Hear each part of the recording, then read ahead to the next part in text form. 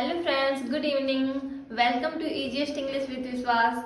I am your English educator Aarti Gupta with the poem Amanda. तो देखिए last video में हम लोगों ने अमांडा की पोएटेस रॉबिन क्लीन के बारे में देखा था। इस पोएम के कुछ पॉइंट्स देखे थे और अमांडा पोएम के बैकग्राउंड के बारे में भी हम लोगों ने देखा था। तो अगर आप लोगों ने अभी वो वीडियो नहीं देखा है तो प्लीज इसके डिस्क्रिप्शन बॉक्स में इसका जो इंट्रोडक्टरी वीडियो है उसकी लिंक है, तो पहले आप उस वीडियो को जा करके देख लीजिए जिससे आपको ये पोएम और अधिक अच्छे तरीके से क्लियर हो जाए। तो चलिए आइए देखते हैं, हम लोग इसकी आज टेक्स्ट वाइज स्टडी करनी है इस पोएम की। तो ये जो अमांडा पोएम है, this poem is composed bye robin clean. This poem contains 7 stanzas. आप इसमें देखेंगे इसमें 7 स्टैंजास हैं, 4 stanzas from mother and 3 stanzas from Amanda. जो 4 स्टैंजास मदर की तरफ से हम लोग देखेंगे वो क्वार्टेट फॉर्म में दिया गया है, और जो अमांडा की तरफ से 3 स्टैंजास देखेंगे वो हमारे ट्रिपलेट फॉर्म में दिए हैं। मैंने आपको बताया था quartet is a stanza of 4 lines and triplet is a stanza of 3 lines. तो चलिए आगे देखते हैं। देखिए ये जो अमांडा पोएम है, this poem expresses the feelings of a little girl. यहाँ पर रॉबिन क्लीन ने एक छोटी सी बच्ची के फीलिंग्स के बारे में यहाँ पर डिस्कस किया हुआ है, उसकी साइकोलॉजी को बताया हुआ है। यहाँ पर जो बच्ची है उसको उसकी मदर के द्वारा हर मिस्टेक्स के लिए डूज एंड डोंट्स के बारे में ऑल टाइम कंटिन्यूअसली बताया जा रहा है।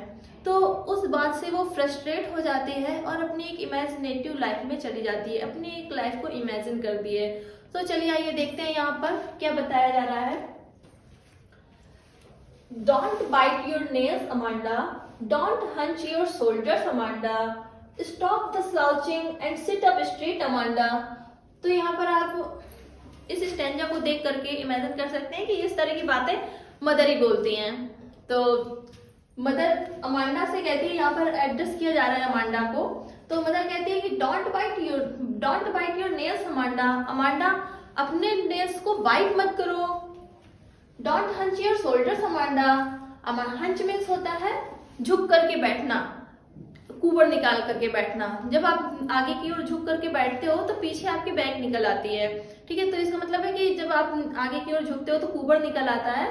तो यहाँ पर मदर अपने डॉटर अमांडा को मना कर रही है, डूज एंड डॉट्स के बारे में बता रहे हैं कि आपको क्या करना है और क्या नहीं करना है। जैसे ही मदर ने उसे झुक करके बैठा हुआ देखा तो फिर मदर ने तुरंत बोला, Amanda don't hunch your shoulders. अपने शोल्डर्स को झुका करके मत बैठो, कुबर निकाल करके मत बैठो। तुम्हें कितनी बार समझाया गया है। Stop the slouching and sit up straight Amanda. फिर से मदर अमांडा से बोलती है, स्लाउचिंग मीन्स होता है सुस्ती तरीके से झुक करके बैठना, चलना। जैसे आप पैर घसीटते हुए चलते हो, चल रहे हो, आप सुस्ती से झुक करके बैठ गए हो।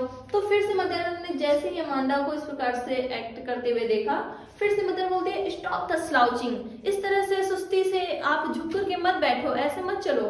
Sit up straight. कैसे बैठना है आपको? स्ट्रेट बैठना है, बिल्कुल सीधे बैठना है। तो आपके घर में भी आपके मदर फादर जो भी आपके एल्डर्स होते होंगे वो आपको भी इस तरह से बोलते होंगे। तो देखिए जब इस प्रकार से मदर डूज एंड डॉट्स के बारे में बता रही है अमांडा को, तो यहाँ पर जो अमांडा है वो फ्रस्ट्रेट हो जाती है, ठीक है। और वो अपनी लाइफ को कैसे इमेजिन करती है, जैसे आप भी इमेजिनेशन की लाइफ में चले जाते हो।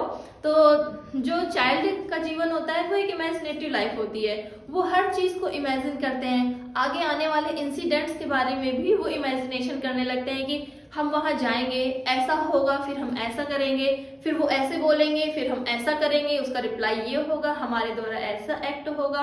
तो ये सारा हमारा इमेजिनेटिव लाइफ हमारी चलती रहती है। लेकिन हम जो ग्रोन अप्स होते हैं वो प्रैक्टिकल लाइफ जीते हैं। इन सारी चीजों के बारे में पता होता है कि ये जो इमेजिनेटिव लाइफ है एक्चुअली में ऐसा कुछ है नहीं, हमें प्रैक्टिकल में ही आना पड़ता है, हमें प्रैक्टिकल ही होना पड़ता है। तो अब यहाँ पर देखिए जो अमांडा है क्या इमेजिन करती है, कहते there is a languid emerald sea where the sole inhabitant is me, a mermaid drifting blissfully. तो यहाँ पर जो अमांडा है वो इमेजिन करती है, क्या सोचती है, जैसे ही मदर उसे इस बारे में बताती है क्या करो क्या नहीं करो, तो फ्रस्ट्रेट होकर के क्या सोचती है, there is a languid emerald सी।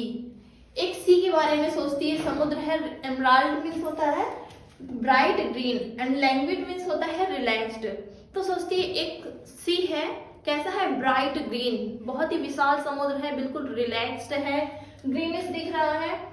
और वहां पर the sole inhabitant, sole means होता है सिंगल, अकेले, और इनहेबिटेंट मीन्स होता है निवासी, वहां पर रहने वाला, इज मी, वहां पर ओनली और ओनली कौन होगा, सिर्फ मैं होंगी और मेरे अलावा वहां पर कोई नहीं होगा जो मुझे टोके, हर चीज के बारे में बताए, वहां पर कोई नहीं होगा। और अपने आप को किस रूप में इमेजिन कर रही है, मैं वहां पर किस रूप में होंगी, अ मरमेड, मरमेड के रूप में होंगी। मरमेड इज अ क्रिएचर जिसका जो फेस होता है वो विमेन का होता है, और जो लेग होते हैं वो लेग टेल होता है, फिश की जैसे उसकी टेल होती है, जिसे आप जलपरी के रूप में जानते हैं।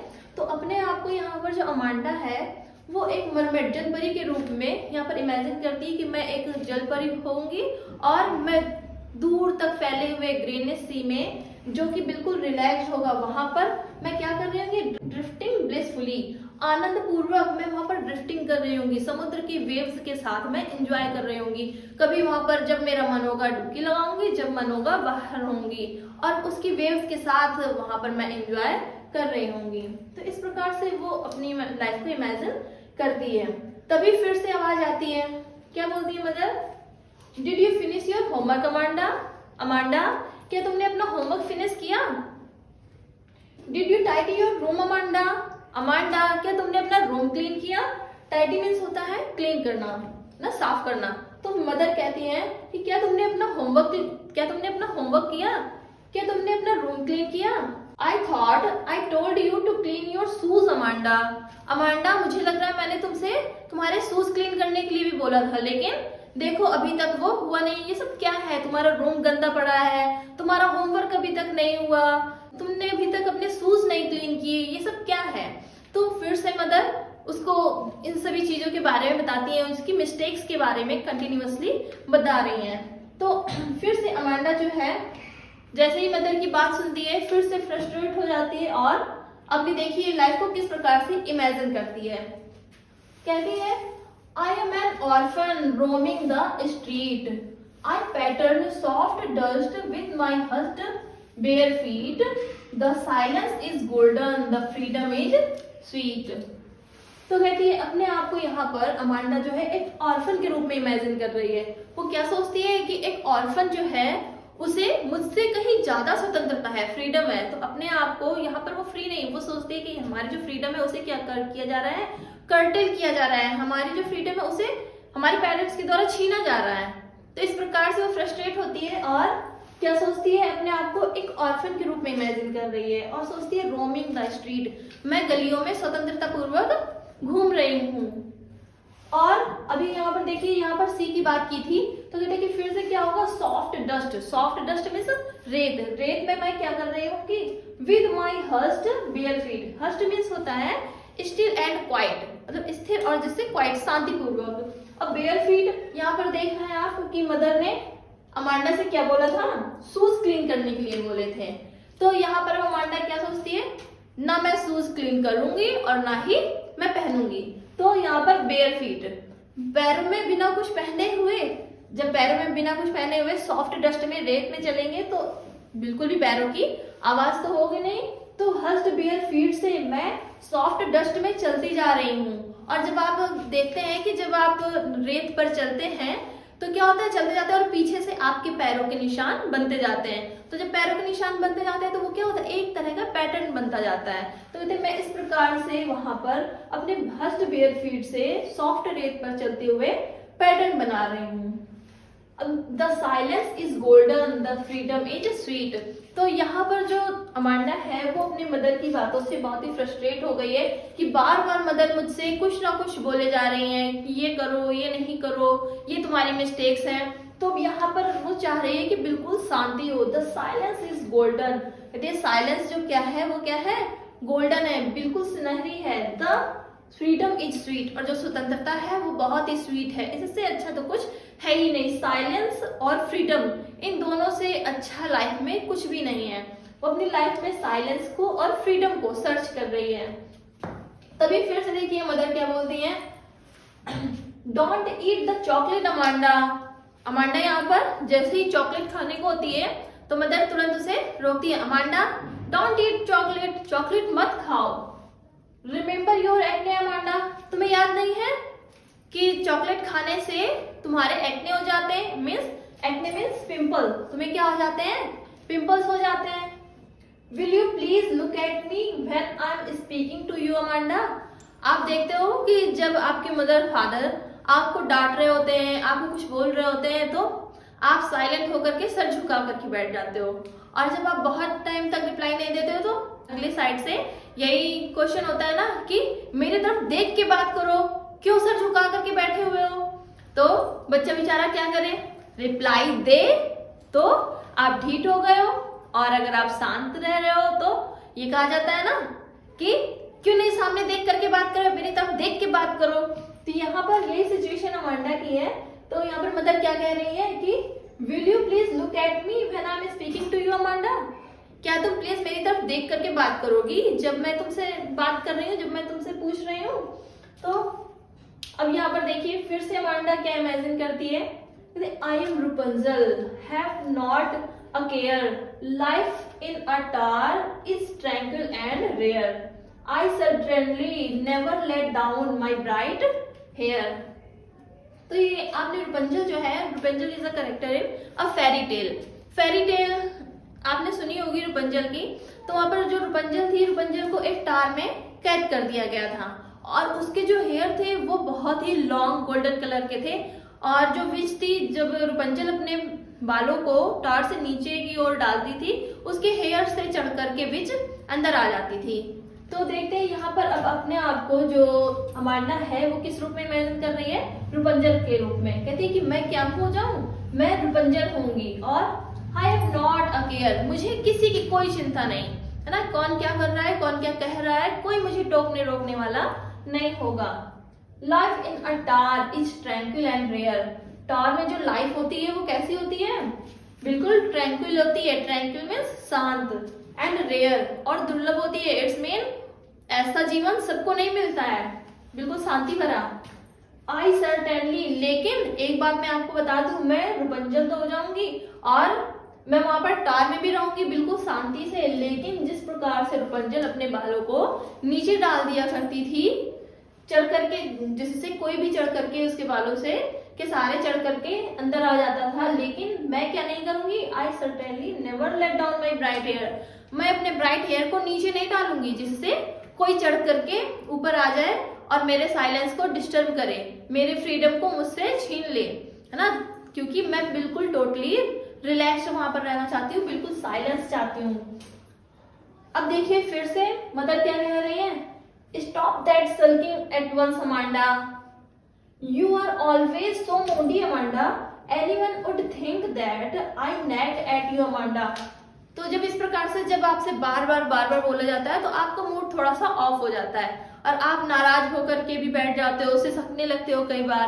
तो फिर से मदर क्या कह रही है, stop that sulking, sulking means होता है नाराज होना, उदास हो जाना। तो कहते हैं stop that sulking at once Amanda, Amanda तुम हर बात में तुरंत नाराज हो जाती हो, तो स्टॉप दैट सल्किंग, इस प्रकार से नाराज होना बंद करो। You are always so moody Amanda, तुम बहुत ही मूडी हो गई हो, तुम बहुत ही जिद्दी हो गई हो। Anyone think that I nagged at you Amanda, nagged means होता है स्कोल्ड करना, है ना, बार बार किसी चीज के पीछे पड़ जाना, है ना, डांटना बार बार। तो यहाँ पर कहती है कि तुम इस प्रकार से नाराज होकर के बैठ गई हो, सल्किंग कर रही हो, बहुत ही मूडी बन करके बैठ गई हो, कोई सुनेगा कोई देखेगा तो क्या कहेगा कि मैं तो तुम्हारे हमेशा पीछे ही पड़ी रहती हूँ, मैं तो हमेशा तुम्हें डांटती ही रहती हूँ। तो इस प्रकार से सल्किंग करना बंद करो। तो इस प्रकार से आपने यहाँ पर देखिए ये जो पोम फिनिश होती है, और यहाँ पर आप देख रहे हैं कि यहाँ पर एक चाइल्ड की फीलिंग्स को एक्सप्रेस किया जा रहा है और मदर के द्वारा बोली गई बातों को दिखाया जा रहा है। तो यहाँ पर जो पोएटेस हैं वो ये मैसेज कन्वे करना चाहती है कि पेरेंट्स को भी अपने बच्चों को ऐसे ब्रिंग अप करना चाहिए, बातों को इस प्रकार से समझाना चाहिए ताकि उन बातों से बच्चे फ्रस्ट्रेट ना हो, ठीक है। और बच्चों को क्या करना है, बच्चों को ये जो बातें हैं जो भी हमारे पेरेंट्स के द्वारा समझाई जाती हैं उनको अंडरस्टैंड करना है, उनको लेकर के फ्रस्ट्रेट नहीं होना है, ठीक है। तो चलिए आगे देखते हैं। यहाँ पर इस पोम की अब हम लिटरेरी डिवाइसेस के बारे में बात कर लेते हैं। तो लिटरेरी डिवाइसेस देखिए, मैंने आपको बताया था कि ये जो पोम है इसमें बहुत सारी लिटरेरी डिवाइसेस, बहुत सारे फिगर्स ऑफ स्पीच को यूज किया गया है। तो आइए चलिए फिर हम लोग इसकी लिटरेरी डिवाइसेस को देख लेते हैं। तो ये जो पोम है लिटरेरी डिवाइसेस है, जो मैंने आपको बताया था कि बहुत ही रिच है, इसमें बहुत सारे फिगर्स ऑफ स्पीच यूज किए गए हैं। तो आइए देखते हैं। देखिए क्या है, don't bite your nails Amanda, don't hunch your shoulders Amanda. तो इन दोनों लाइनों में क्या आप देख रहे हैं कि ये दोनों ही लाइनें डोंट से शुरू है। ठीक है, ये दोनों ही लाइनों में आप देख रहे हैं कि डोंट से शुरू है। तो देखिए जब किसी भी लाइन की स्टार्टिंग, किसी भी लाइन में कोई क्लॉज है, फ्रेज है, वर्ड है, उसका इनिशियल वर्ड जो है सेम रिपीट होता है। आप देख रहे हैं दोनों ही लाइनों में सेम वर्ड रिपीट हो रहा है ना, डोंट डोंट। तो इस तरह से ये यहाँ पर कौन सा आपका फिगर ऑफ स्पीच हुआ, एनाफोरा।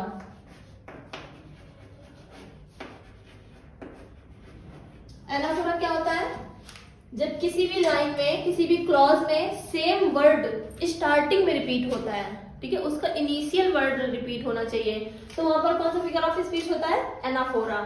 अब देखिए यहाँ पर stop the slouching and sit up straight. आप देख रहे हैं यहाँ पर एस का रिपीटिशन हो रहा है, तो यहाँ पर कौन सा आपका फिगर ऑफ स्पीच हुआ, एलिट्रेशन।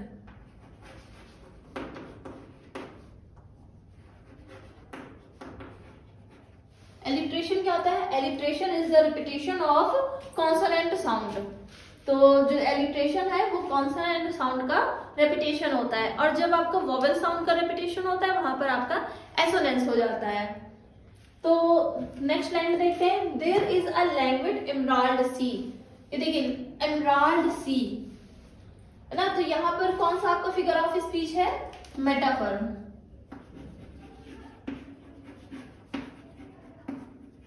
मेटाफर क्या होता है, ये सिमिली की तरह होता है, और यहाँ पर जो सी है उसको एमराल्ड मतलब लाइक ना, यू सो, लाइक, एज, इस तरह के वर्ड्स का यूज ना किए हुए हम कंपैरिजन करते हैं। तो ये एक प्रकार का इम्प्लाइड मेटाफर होता है। यहाँ पर आप देख रहे हैं कि इम्प्लाइड सी जो है, यहाँ पर सी को एमराल्ड बोला गया है, इसलिए यहाँ पर कौन सा फिगर ऑफ स्पीच है, मेटाफर। अब देखिए यहाँ पर मरमेड, यहाँ पर जो अमांडा है, अमांडा अपने आप को किस रूप में इमेजिन कर रही है, मरमेड के रूप में। तो यहाँ पर आपका फिगर ऑफ स्पीच है अल्यूजन।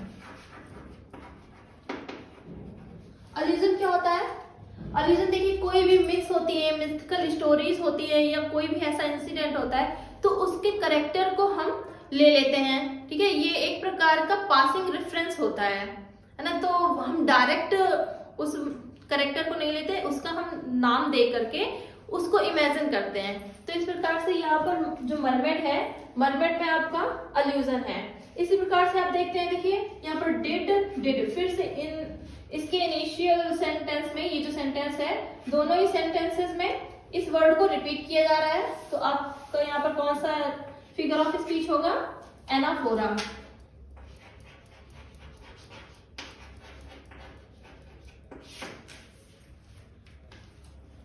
देखिए the silence is golden, the freedom is sweet. तो यहाँ पर फिर से इम्प्लाइड मेटाफर है आपका मेटाफर, द साइलेंस को, silence is golden, the freedom is sweet. तो यहाँ पर मेटाफर की भी मैं आपको डेफिनेशन बता चुकी हूँ। यहाँ पर आपका मेटाफर फिगर ऑफ स्पीच है। तो आई होप ये पोएम आपको बहुत अच्छे तरीके से समझ में आई होगी। तो अगर आप लोगों को वीडियो पसंद आ रहा है तो please like, share this video and subscribe my channel, and please bell icon को दबाना मत भूलिएगा। Okay, thank you very much.